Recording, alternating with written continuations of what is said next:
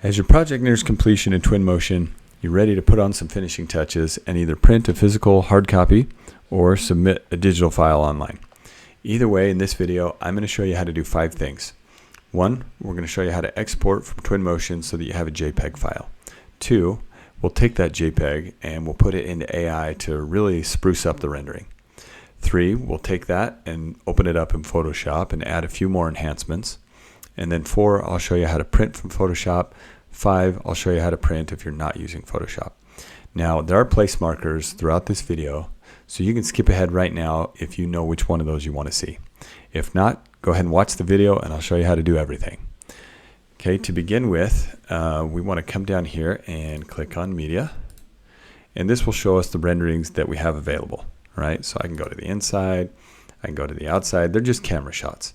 And of course, I can go set up more camera shots if that's what I need to do, right? I can just move around and click plus and I'll get another one. But if I'm ready, because I've got them set up, then go ahead and activate them now. And one thing I want to point out about my renderings and my camera shots is that they're not quite complete yet. I think my modeling and the house materials, that looks really good, but look at the front yard here. Like, it's just not done. I haven't put in any landscaping. I haven't done any pathways to the front porch, and that's okay. I'm ready to see what AI will do. But here's what you have to understand. Whatever you model and whatever you place, you have control over. If you let AI do the work, you don't know what you're going to get. And it can be very frustrating sometimes trying to tell AI what to do, and it just won't understand. So if you know what results you want, then sure, go ahead and give it a try in AI. But if it doesn't work, you've got to actually put it in, take the time, model it here, or model it in Revit first. And that's an important concept because as you submit these projects, either to me or to a client, it's never going to be good enough to just say, oh, AI couldn't do this, or AI did that, even though I didn't want it to. That's on you. You can't blame it on AI.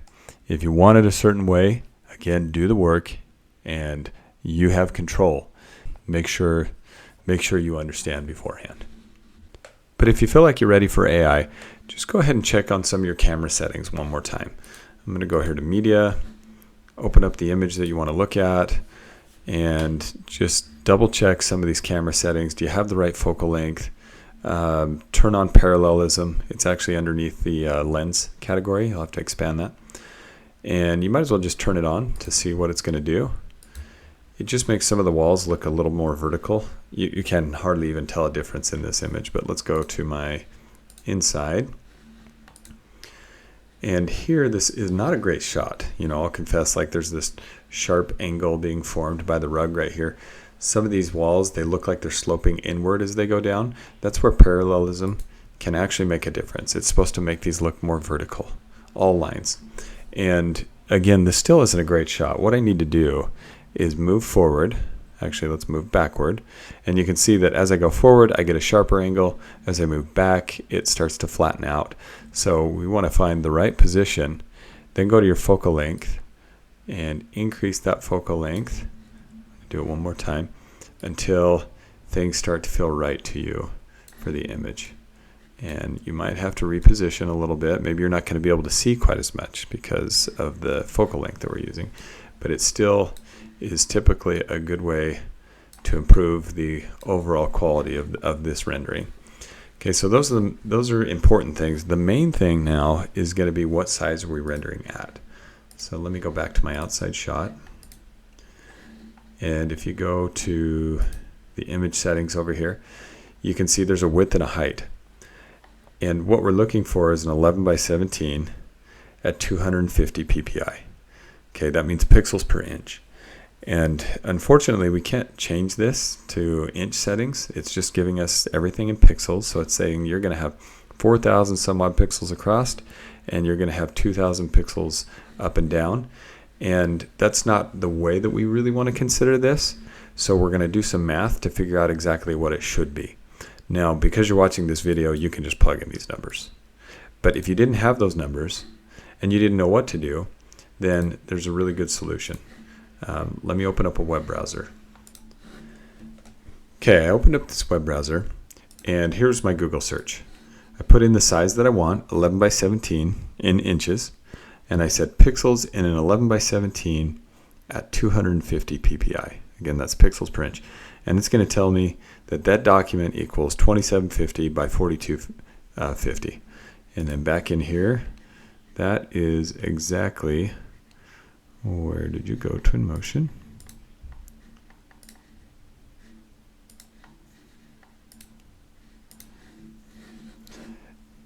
That's exactly what I've got set up in my width and my height.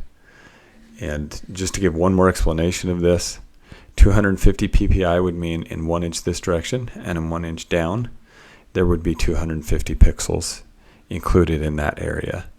And then when you multiply that out, that's how you come up with these numbers. So again, you can just use Google every time. That'll make it really easy. The more pixels, the larger the image file, and the more clarity you're going to get when you render. And if you have something like 72 ppi, that's really well formatted for the internet, but it's not so great for printing. So when we print, we want to go much higher. 250 is a good number. Okay, if we've done that, then we're ready now to export. And pay attention to any rendering that you do. You need to go in and check that both of them have the same settings under the image and the quality or output size. Okay, and when I'm ready, I'm going to go to export.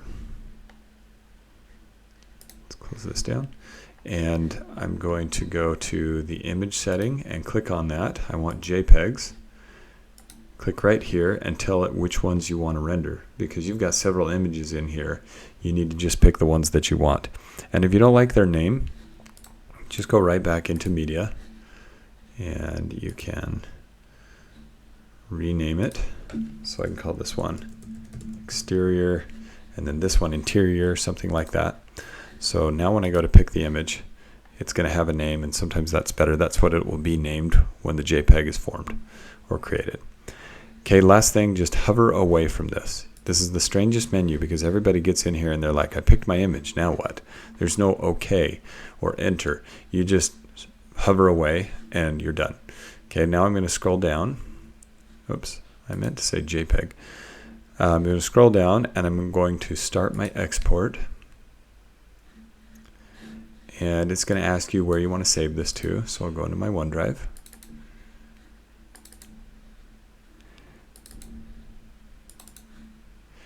Okay, and you're not going to name it here. This is just looking for a folder. So in the folder called Final Renderings, there's going to be a new image called Exterior. Let's go ahead and say Select Folder. And it looks like it's exporting. And this can take, anywhere from a couple minutes to maybe even just 30 seconds. It all depends on how complex the scene is and the number of pixels that you've added. Now I'm going to go ahead and let this render, and I'm just going to pause the video until it's done. One thing that I want to show you is that you will get a little timeline like this that shows the amount of time remaining after it can actually calculate. So it will show you exactly how long your rendering is going to take, and it looks like mine is complete.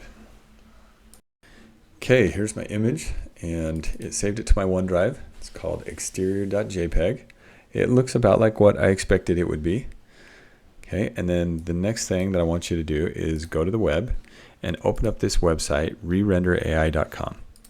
Okay, and when you get there, it's kind of strange. It won't have you sign in necessarily. It just wants you to give it your email address. And you do that every single time that you want to use this. You just plug in your email address, and then you get an email, and you go verify, and then it opens up the web page for you. And one slight note about that is that one time I tried to open re-render on a computer, but I tried to verify the email on my phone, and that didn't work. It kept trying to open re-render on my phone. So just make sure you open the web page and the email verification on the same device. Okay, once you get in, it'll look like this. And the two tabs that I want to show you how to use are the first one, Home, and then Render. Okay, in the first one, you can see that you just upload an image and give it a description. The second one, you upload an image and then you just make a bunch of selections. And that will control the style and some of the materials. If I go back here and just show you this one first, it's a good idea to look at some of the example files that they have here, because it shows you what they had in the beginning, the original, and then what was generated.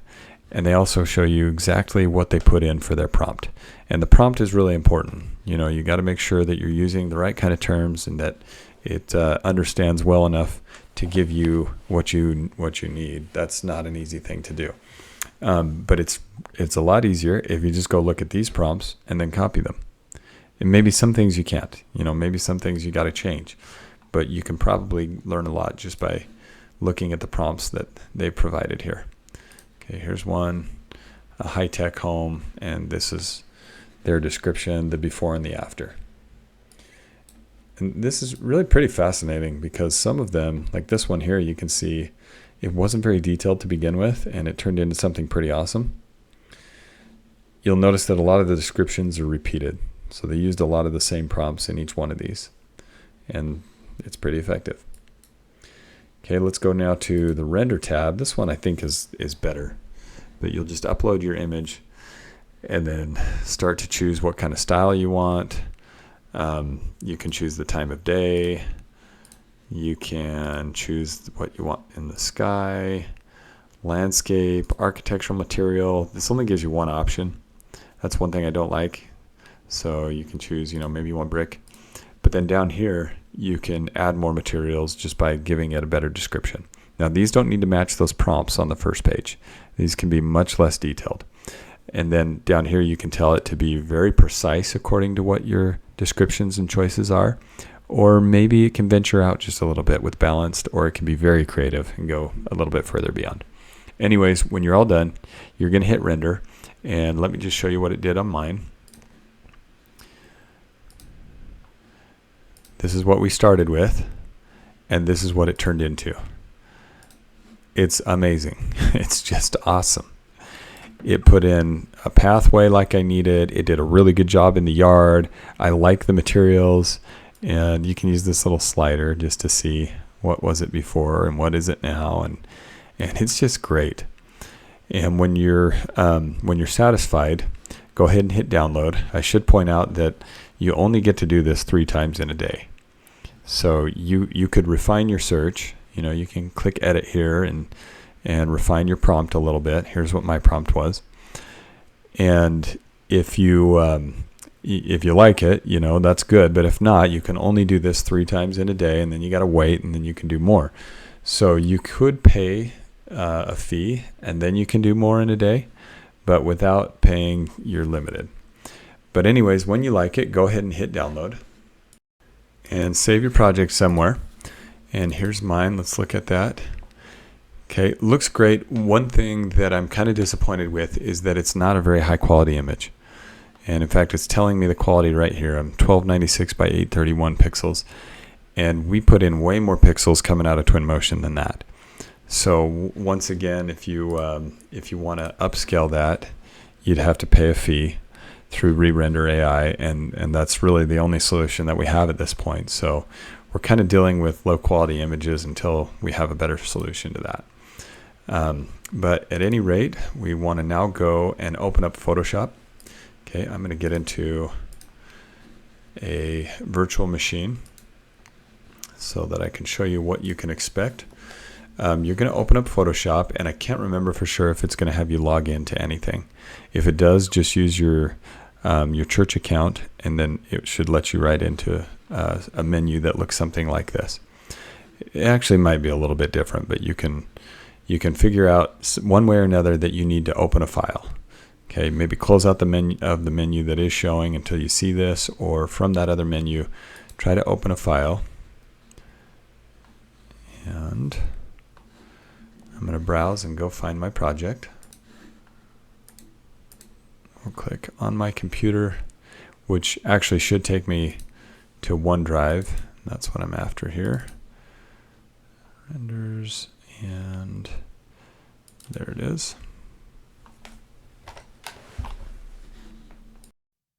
Okay, so here we are. Here's my project in Photoshop.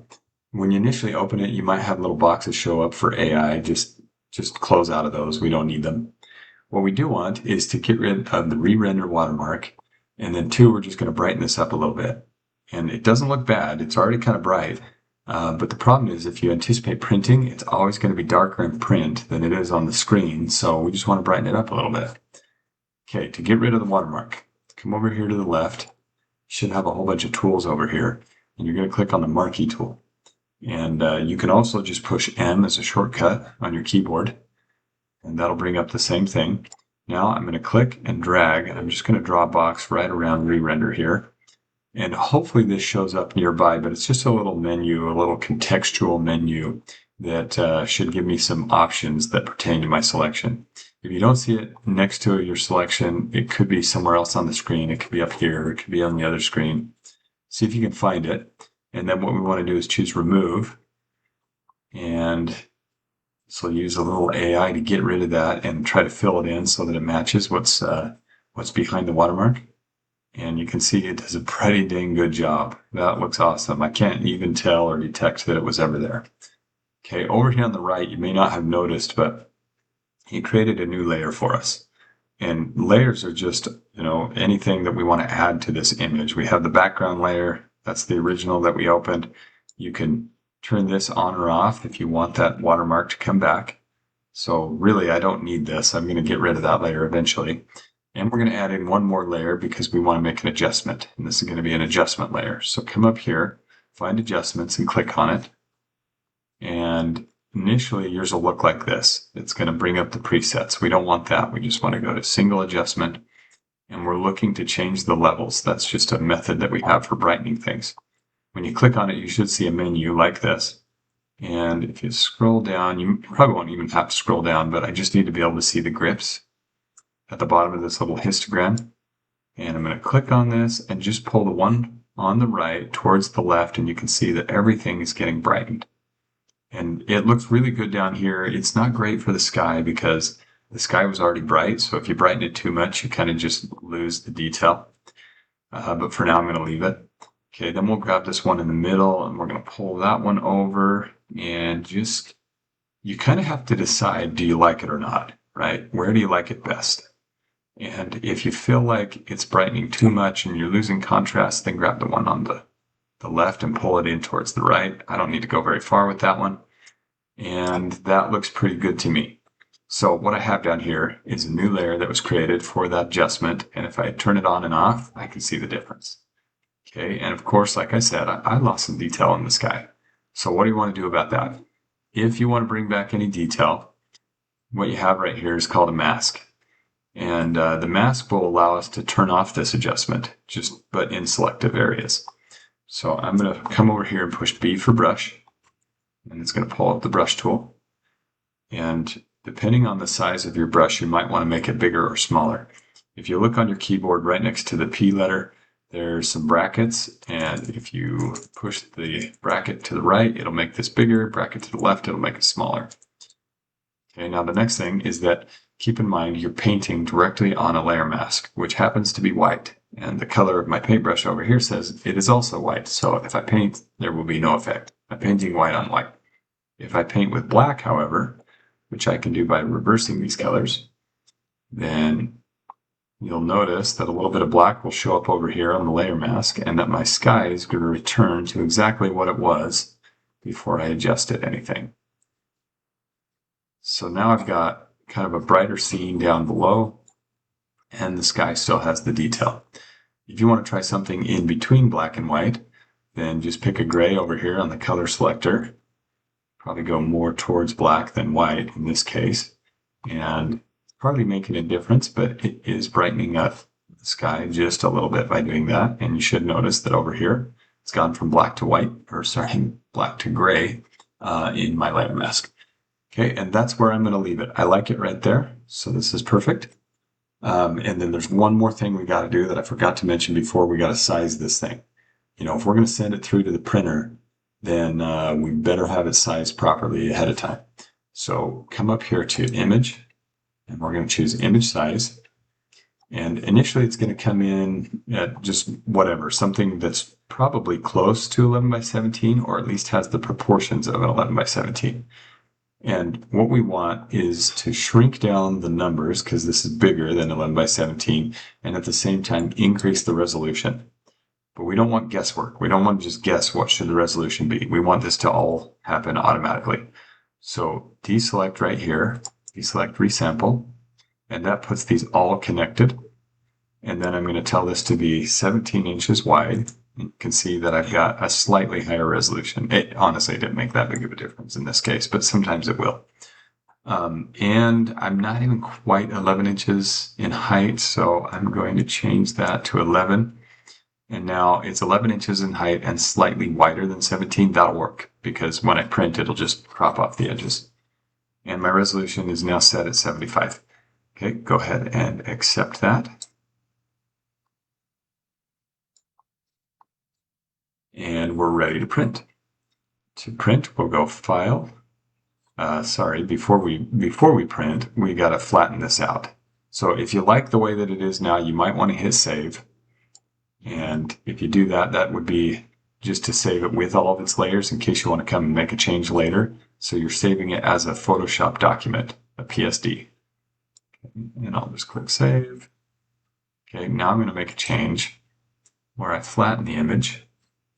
Sorry, I didn't say what I was doing, but come over here to your Layers menu. Click on the button that's over on the right-hand side and flatten image. Okay, the layers are gone. Can't make the adjustments the way that we did before because they're done. But now we're ready to print this thing. So we'll go File and then Print.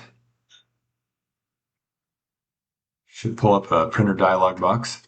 And the printer that we need is the Austin, Austin 145. Yeah, oh, there it is. I was going to say, I don't think I have it, but I do.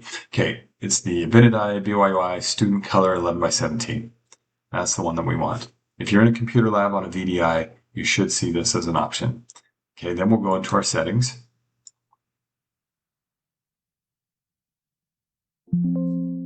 And we want to find the size 11x17. Okay, if you can, choose Tray 2, because you're going to have to go and load in some photo paper, and so you'll want to know what tray to put it into. So I'm going to choose Tray 2, and then I'm going to click OK, and wait for this to update. There it goes. Now I'm going to tell it that I want a landscape orientation, and already that looks pretty good. The only other thing I might try is just scrolling down here and choosing Scale to Fit.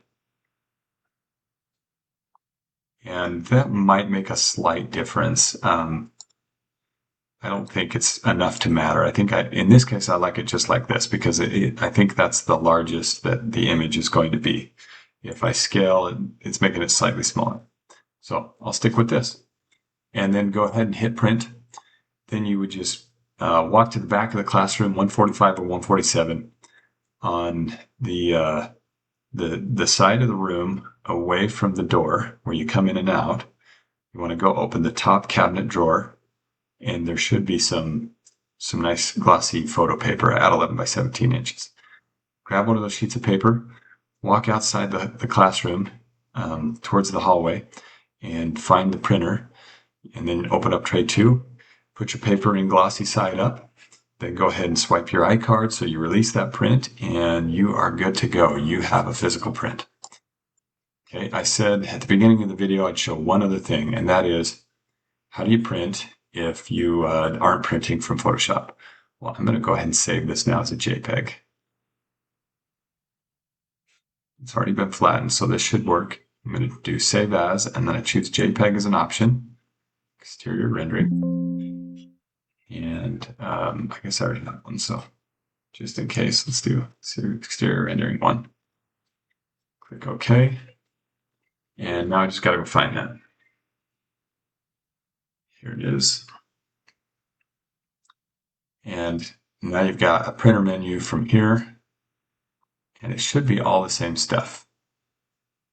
If I had access, I don't think I'm going to get it this time. It's not going to show me that same printer, but that's just because I'm not actually in the lab right now. Choose the right printer, which again would be Avidity Student Color 11x17. I'll choose this one instead. I don't think it's going to let me. Yep, it did. Okay, and then all the same stuff. You got to make it so that it's landscaped properly. You got to choose the right paper size, which is either going to be 11x17 or tabloid. And I ran into this problem in the classroom too. It's giving me that massive border, which basically to me just means print in Photoshop. If it does this to you, print in Photoshop. If you can, you might find some way of fixing the margins, but I haven't really figured that out. And even if I do shrink to fit, it doesn't make a difference. So maybe in more settings it can be figured out. But for me, I'm going to suggest just go ahead and print in Photoshop, and then we know we'll deal with it.